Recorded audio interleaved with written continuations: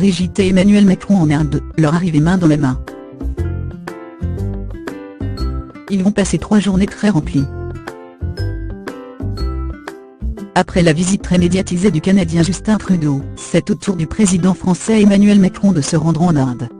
Un voyage officiel qu'il assure au bras de sa femme Brigitte, formant un couple radieux dès son arrivée la nuit tombée à New Delhi, vendredi 9 mars. Costume noir pour monsieur, veste ivoire pour madame. Les époux de la République ne semblaient pas fatigués par le périple, affichant de grands sourires comme à leurs habitudes. La visite de 3 jours est destinée à renforcer les relations avec le deuxième pays le plus peuplé au monde, indique l'AFP.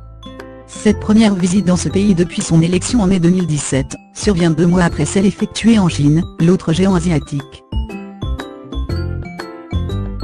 Emmanuel Macron consacrera samedi, la première journée de cette visite d'État aux relations bilatérales, notamment en s'entretenant avec le Premier ministre Narendra Modi, et en concluant un forum économique franco-indien avec, à la clé, de nouveaux contrats attendus.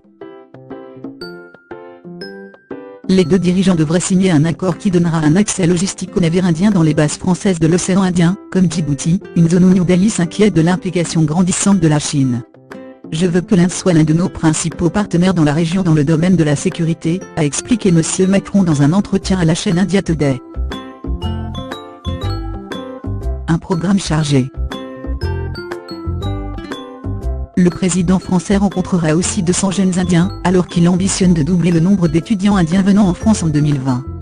Il coprésidera dimanche, avec M. Modi, le premier sommet de l'Alliance solaire internationale, Asie, une coalition issue de la COP21 destinée à promouvoir cette énergie renouvelable dans les pays en développement. Il se rendra ensuite avec son épouse au Taj Mahal, le monument le plus célèbre d'Inde. La visite se terminera lundi à Varanasi, Bénarès, la plus prestigieuse des villes saintes de l'hindouisme, sur les bords du Gange sacré. Emmanuel Macron est accompagné de plusieurs ministres, dont Ségolène Royal, envoyé spécial de l'Alliance solaire, et le chef de la diplomatie Jean-Yves Le Drian, d'hommes d'affaires et d'artistes ayant des liens avec l'Inde.